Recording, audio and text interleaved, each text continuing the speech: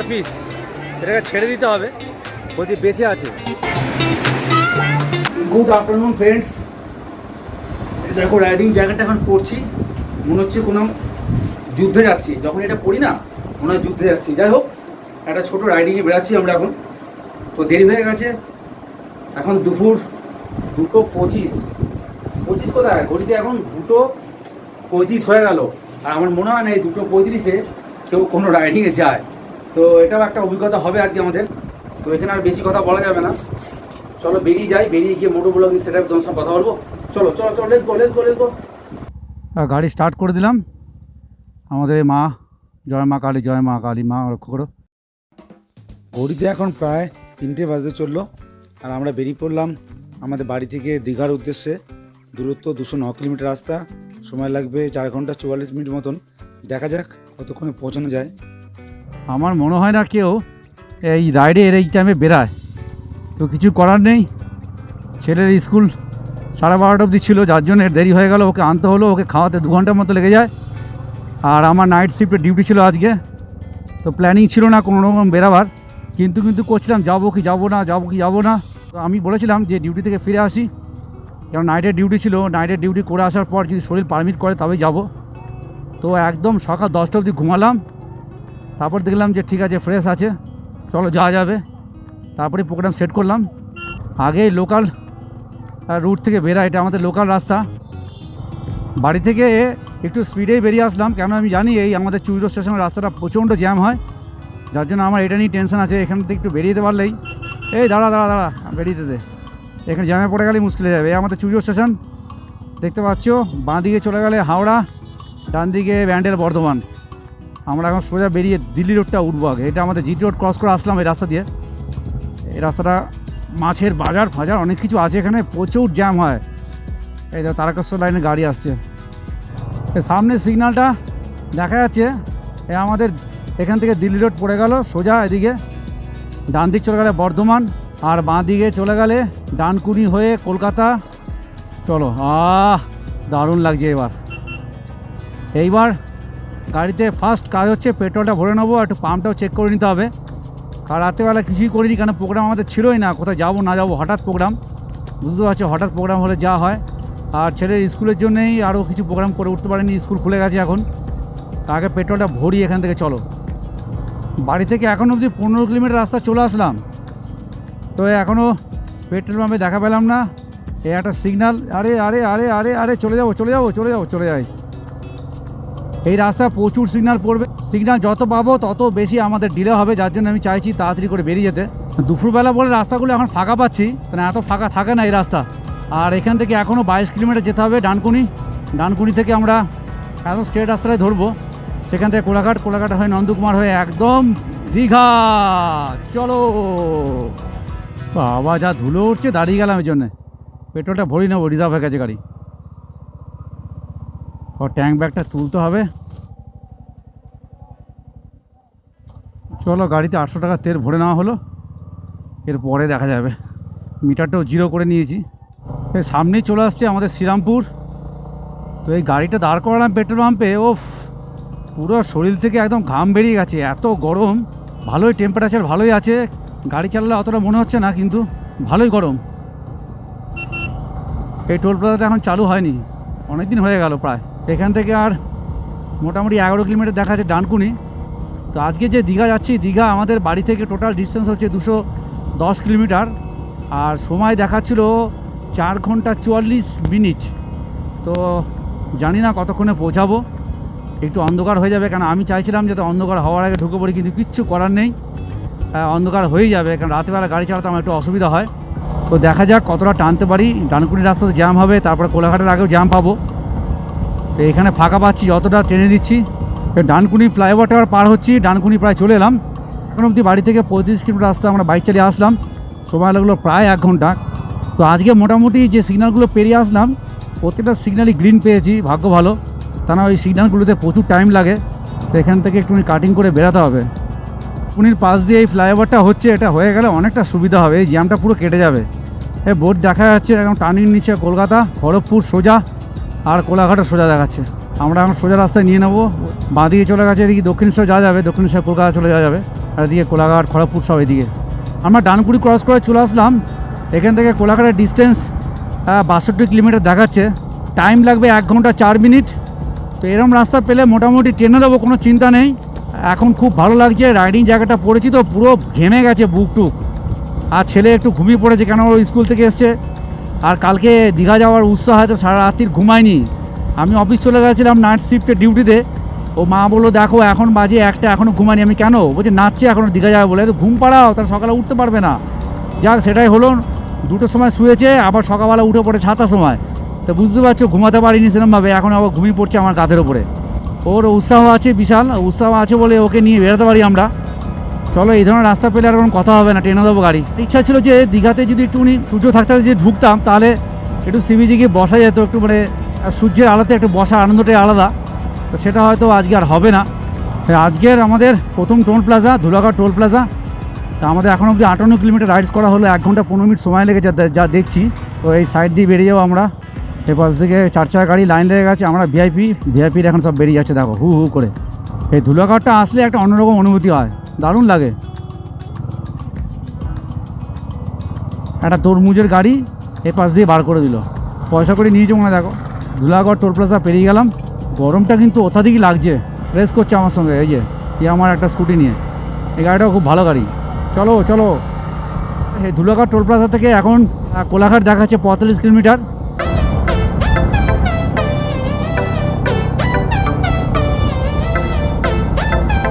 কোলাঘাট আমরা এসে গেলাম, সামনে হচ্ছে কোলাঘাট ব্রিজ। বাড়ি থেকে মোটামুটি 99 কিলোমিটার রাস্তা আমরা অতিক্রম করে চলে আসলাম। এখানে দাঁড়াতে হবে একটুখানি, দেখো নদীটা দেখো। কোলাঘাট চলে এলাম আমরা। এর আগে যতবারই এসেছি এই জায়গাটা দাঁড়ানো হয়নি। এখন কোলাঘাট ব্রিজের উপর দাঁড়িয়ে আছি। বাড়ি থেকে 2 ঘন্টা জার্নি করে এসে পৌঁছালাম। 99 কিলোমিটার রাস্তা টোটাল আমাদের বাড়ি থেকে কোলাঘাট ব্রিজ। তার এখান দিয়ে দেখতে পাচ্ছ নিচ দিয়ে চলে গেছে রূপনারায়ণ নদী। নদীতে জল একটু কম আছে, তো ভোরের দিকে আসতে দারুণ লাগে এই জায়গাটা। আর ওপাশ দিয়ে ট্রেন চলে যাচ্ছে, এত গাড়ি এখানে গতি, মানে দাঁড়ানোটা মনে হচ্ছে না খুব একটা সেফ হবে। এখান থেকে একদম বেরিয়ে যাবো, একদম নন স্টপ, একদম দীঘা থেকে থামবো। তো এদেরকে নিয়ে এখন দীঘার দিকে রওনা দিই। চলো দীঘা থেকে কথা হবে। কোলাঘাট ব্রিজ থেকে এবার গাড়ি স্টার্ট করে দিলাম, 4:50 ঘড়িতে বাজে।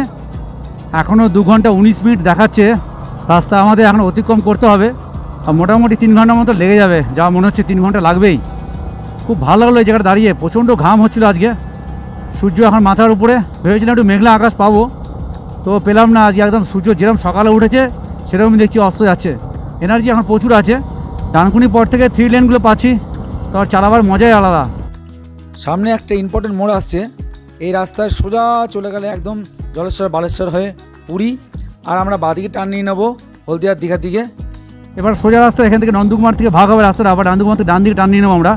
বাঁ দিকে চলে যাবে, কাঁথির দিকে চলে যাবে। তো কাল রাত্রিবেলা ডিসিশন না হলো যে আমরা একটু দীঘা থেকে ঘুরে আসতে চলে, অর্থাৎ আজকে যাচ্ছি, কাল থাকবো, পরশুদিন ব্যাক করে আসবো, কারণ সোমবার আবার ছেলের স্কুল। এখন ওর স্কুলের উপর ডিপেন্ড করে অনেক কিছু হবে। তারপর আমার একটা ছুটিও আছে, আমি একটা ছুটি নিয়ে নিলাম 3 দিনের। তো চলো এবার দীঘা থেকে ভাবলাম একটু ঘুরে আসি, একটু এনজয় করে আসি। আর সমুদ্র আমার ছেলে দারুণ ভালোবাসে, ওকে এত জায়গা নিয়ে গেলাম, একটু পাহাড়ে উঠিয়েছি। এবার সমুদ্র দেখেছে, কিন্তু সমুদ্রটা বেশি ভালো লেগেছে। সমুদ্র গেলে ও একটা আত্মহারা হয়ে যায়। এদিক থেকে আসার পর 2টো মোড় ভাগ হচ্ছে, ওদিকটা চলে যাচ্ছে মেছাদার দিকে, ওদিকে মেছাদার শহরটা চলে যাচ্ছে। আর এটা এখন নন্দকুমারের দিকে সোজা রাস্তা, একদম নন্দকুমার। এই থেকে একটা টোল প্লাজা আমরা চলে আসলাম, এটা হচ্ছে হলদিয়া কোলাঘাট টোল প্লাজা। এখানে গাড়ি অত চাপ নেই দেখছি। যাক, এদিকে আবার টোটোটা ঢোকাচ্ছে কেন দিক দিয়ে? ও লোকাল ছেলে, দাদাগিরি আছে এদের। বাহ, জায়গাটা খুব সুন্দর। এর আগেরবার যখন দীঘা এসেছিলাম তখন ভোর ভোর এখান দিয়ে পার হয়েছিলাম, অতটা বুঝতে পারিনি। আজকে যাচ্ছি একদম বিকেলের আলো নিয়ে। আর এই দেখো হলদিয়া কলকাতা বাস, এরা যা চালায় আমি তো দেখলাম। বাসের ড্রাইভারদের ধন্যবাদ দিতে হয়, যা চালায় এরা, এত স্পিড, একদম মনে হচ্ছে যেন সাইকেল চালাচ্ছে, এদিক থেকে ওদিক, এদিক থেকে ওদিক। কী করে পসিবল আমি ভেবে পাই না। চলো, একে আর টেক্কা মারা যাবে না। আমার স্পিড পায় এখন 70। এবার কিরম দুলতে দুলতে যাচ্ছে দেখো। আমরা কাছাকাছি ভাই চলে এসেছি নন্দকুমারে। এই সিগনালটা দেখছো, এটা নন্দকুমার। এই নন্দকুমার থেকে আমরা এই রাউন্ডটা আছে, এই রাউন্ড থেকে ডান দিকে চলে যাব, সিগন্যাল গ্রিনই আছে। এই যে স্ট্যাচুটা দেখতে পাচ্ছি, এটা কার জানো? এই স্ট্যাচুটা হচ্ছে মাতঙ্গিনী হাজরা স্ট্যাচু। সে আমাদের স্বাধীনতা সংগ্রামী মাতঙ্গিনী হাজরা। আর আমরা এদিকে ঢুকে যাব ডান দিক দিয়ে। একদম দীঘার দিকে। কারণ নন্দকুমার থেকে এখন 86 কিলোমিটার দেখাচ্ছে। আমার হিসাবে মোটামুটি 1.5 ঘন্টার রাস্তা আছে, আর 1.5 ঘন্টা লাগার কথা। যদি কোথাও না দাঁড়াই বা না স্টে করি তাহলে 1.5 ঘন্টার মধ্যে ঢুকে যাওয়ার কথা। নন্দকুমারের পর একটা ব্রিজ পড়ে গেল, এটা হচ্ছে মাতঙ্গিনী ব্রিজ। মাতঙ্গিনী ব্রিজ পার করে চলে গেলাম আমরা এবার। তার পাশে একটা দেখলাম শিব মন্দির রয়েছে, শিবের মন্দির ওটা। ওম নমঃ শিবায়, ওম নমঃ শিবায়, ওম নমঃ শিবায়। সে সন্ধ্যে এবার আমাদের হয়ে যাবে, পৌঁছাতে পারছি যা বুঝে গেলাম। সূর্য এখন অস্ত চলে গেছে। হ্যাঁ, আমাদের আজকে তৃতীয় টোল প্লাজা, এটা সম্ভবত চণ্ডীপুর টোল প্লাজা। এটা এখনও চালুই হয়নি, দেখছি তো চালু হয়নি না। কিন্তু নন্দকুমারের পর থেকে দেখছি রাস্তাগুলো খুব একটা ভালো না। ভালো না বলতে কি, প্রচুর বাম্পার দেখছি, কেন লোকালিটি চারধারে রয়েছে। তা এখন এখান থেকে আরও মোটামুটি 71 কিলোমিটার লাগবে যেতে দীঘা। তো দেখতেই পাচ্ছ এখন প্রায় সন্ধ্যে নেমে এসছে, আর একটু পরে অন্ধকারই হয়ে যাবে। লাস্টে সেই ফগলাইট জ্বালাতে হবে, আর কিছু করার নেই। হ্যাঁ, এখন রূপশ্রী বাইপাসে এসে দাঁড়িয়ে আছি। এই সিগন্যাল হয়ে গেছে, সোজা গেলে কাতি, আর এদিকে চলে গেলে দীঘা। তো সিগন্যাল হয়ে গেছে, এবার বেরিয়ে যাই। সেই অন্ধকারই হয়ে গেল। তো রাস্তা ভালো হলে কি হবে, রাস্তায় কিন্তু কোনো আলো নেই, রাস্তায় কোথাও আলো নেই, ঘুটঘুটে অন্ধকার। আর তার মাঝখান দিয়ে একটা জিনিস দেখলাম, গ্রামের মানুষরা ছাগল নিয়ে পারাপার হচ্ছে, মানে দূর থেকে দেখা যাচ্ছে না। যদি সাবধানে না চালানো যায় তাহলে অ্যাক্সিডেন্ট অবধারিত। এই যেমনি এখানটা যেমনি আলো দেখা যাচ্ছে, যার জন্য ওই জায়গায় ভিডিও করিনি, যে কোথাও কোনো আলোই নেই। এবার এই রূপসী বাইপাস থেকে যখন আসলাম দীঘার রাস্তায়, এবার আলো দেখা যাচ্ছে। তো তোমরা যারা রাতেরবেলা আসতে চাইছো বা রাত্রেবেলা যারা আসবে, একটু সাবধানে চালিও গাড়ি। তো ঘড়িতে এখন 6:30 বেজে গেছে, ওই 8:15 নাগাদ পৌঁছাবো মনে হচ্ছে। তার আগে পৌঁছাতে পারবো না, কারণ গাড়ি টানতেই পারছি না, আর রিস্ক নিতে চাইছি না। কেননা যেরকম রাস্তাঘাট দেখছি, তাতে যখন তোমার এদিক থেকে লোক ওদিক, ওদিক থেকে লোক এদিক চলে আসছে। তো এবার মোটামুটি গাড়ি স্পিড ওই 60-50 এরমই চলছে। তার বেশি গাড়ি এই অবধি নন্দকুমার পথে আর তুলতেই পারিনি। এই রাস্তাটা যদি দিনের বেলা হতো, ঘন্টা আগে ঢুকে পড়তাম গাড়ি নিয়ে। চারধারে এখন গুড়গুড়ে অন্ধকার। আর আমার বাঁ পাশে যার দূর মনে হচ্ছে ভেরি হবে, কেন একটা সেই শুটকি মাছের গন্ধ আসছে, আর সমুদ্রের হাওয়াটাও কিছুটা পাচ্ছি, মনে হচ্ছে একটা অন্যরকম হাওয়া। তো এখান থেকে আর 12 কিলোমিটার আছে দীঘা। এই দীঘা ঢোকার মুখে যদি এরকম বাসের পাল্লা কেউ যদি পড়ে যায়, তাহলে সারা রাস্তা যে এত টেনে টেনে গাড়ি চালিয়ে আসলাম, সব এস্টিমেট এখানে ফেল। একটা হাওয়া পাচ্ছি, দীঘা ঢোকার একটা হাওয়া পাচ্ছি, বেশ সমুদ্রের একটা হাওয়া হালকা আসছে। এবার বেশ ভালো লাগছে, বেশ মনটা একটু চাঙ্গা হয়ে গেল। তো নন্দকুমার থেকে এই দীঘা অবধি যা দেখলাম, মোটামুটি 6খানা পেট্রোল পাম্প পেলাম, আর তার সঙ্গে পেলাম প্রচুর কুচো বাম্পার। তো এখান থেকে আর 4 কিলোমিটার দেখাচ্ছে দীঘা। চলে এসেছি প্রায়। এখন টাইম হয়ে গেল ঘড়িতে 7:30। আমি জানতাম তো এরকমই হবে টাইম, যা চালাচ্ছিলাম গাড়ি। ওইদিকে নন্দকুমার অবধি ভালো টেনে দিয়েছিলাম, নন্দকুমার পর থেকে যে রাস্তা পেলাম তাতে আর টানা গেল না। আধ ঘন্টা আগে হয়তো ঢোকা যেত দীঘাতে। ফাইনালি আমরা দীঘা পৌঁছে গেলাম, বিশ্ব বাংলা। তো আজকে রাত্রেবেলা ঢোকার এই ধরনের একটা সৌন্দর্য দেখতে পারলাম। এই গেটের যে লাইটিংগুলো, এটা আমি জানতাম না এত সুন্দর লাইটিং এখানে আছে। তো এই রাতেরবেলা আসার জন্য এটা দেখতে পারলাম। তো ছেলে বলছে চলো এখানে দাঁড়াও, দাঁড়িয়ে একটু ফটো তুলবে। ধৈর্য আছে বলতে হবে, চল দাঁড়াই, তাহলে একটা ফটো তোলা যাক, তারপরে যাবো ওখান থেকে। চলে এলাম দীঘা। এই চারধারে এখন হোটেল শুরু হয়ে গেল, এপাশে হোটেল, এপাশে হোটেল, চারধারে হোটেল, দোকান পাট, জমজমাট ব্যাপার। আর একটা হালকা সুন্দর একটা হাওয়া আসছে সামনে থেকে, একদম ফ্রন্ট টু ফ্রন্টই হচ্ছে সি বিচ। একদম দীঘার সামনে চলে এসেছি। এটা একটা পার্ক। চলো এই পাশে গাড়িটা রাখি, এখানে রেখে একটুখানি দেখে আসছি সমুদ্রে। তো এই জায়গাটা হচ্ছে ওল্ড দীঘার, এটা ওল্ড দীঘার মধ্যে পড়ে। তো এসে আগে অবশ্যই বিচে যাব। দেখো দীঘার এখন একটি পার্কে চলে আসলাম। তো বাড়ি থেকে 3:45 সময় বেরিয়েছি, এখন বাজে প্রায় 8টা। তো 5 ঘন্টার মতো লেগে গেল, তাই না? তো এসে একদম সমুদ্র সৈকতে বসে পড়েছি। আর তোমাদেরও দেখালাম সমুদ্রটা এখন রাতেবেলা অতটা ভালো বোঝা যাচ্ছে না। এখন ফার্স্ট এখানে হোটেল করতে হবে, হোটেলের মধ্যে করা নেই। এখান থেকে গিয়ে একটা হোটেলটা করি, তারপর ফ্রেশ হই, দিয়ে আবার এখানে আসবো। তো চলো এরপরে তোমাদের সঙ্গে দেখা হবে হোটেলে গিয়ে। চলো হোটেলে যাই। হোটেল সি বার্ড চলে এসেছি, আরও প্রসেসিংগুলো করছে ভিতরে, নাম টামগুলো লিখছে, পেমেন্ট করছে। তো আমাদের হোটেলটা কত রেট নিল, আর হোটেলে কি অ্যাকোমোডেশন আছে, তো চলো ভিতরে গিয়ে তোমাদের দেখাই। চলো। তো হোটেল সি বার্ডের এখন আমরা লিফটে করে উপরে চলে এসেছি। তো দরজাটা খুলে রুমটা তোমার দেখাচ্ছি। আর ছেলে এখন তো নাচানাচি করছে দেখো। আমাদের 211 নম্বর রুম, এটা ডবল বেডের রুম একটা। আর এটা ভাড়া পড়েছে 3350 উইথ জিএসটি। এর সঙ্গে কোনো ব্রেকফাস্ট ইনক্লুডিং নেই। আর এপাশে একটা সোফা সেট রয়েছে।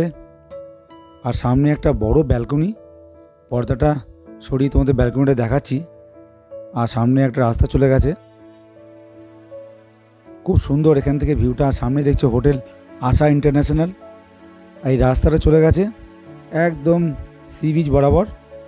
এখান থেকে প্রচুর লোক যাতায়াত করে। এই একটা ব্যালকনি, আমরা এখানে আড্ডা গল্প করবো রাত্রিবেলা।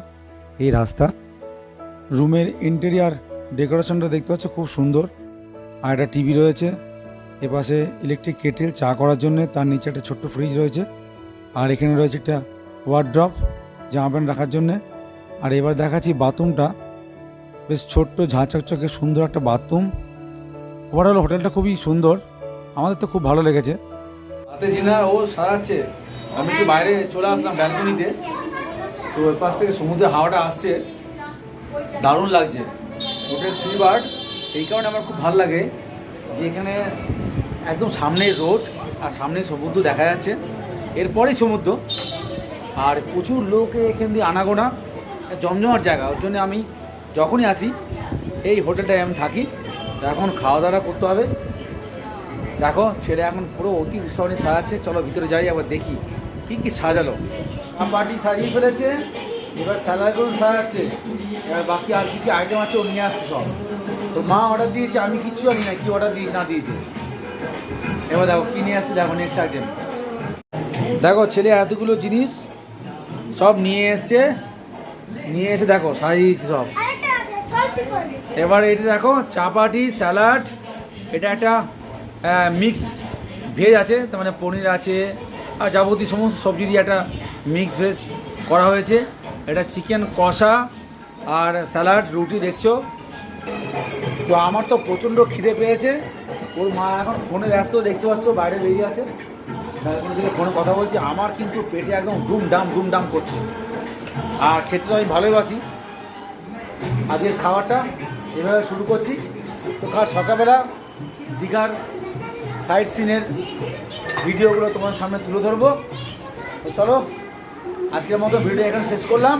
Tata, good night.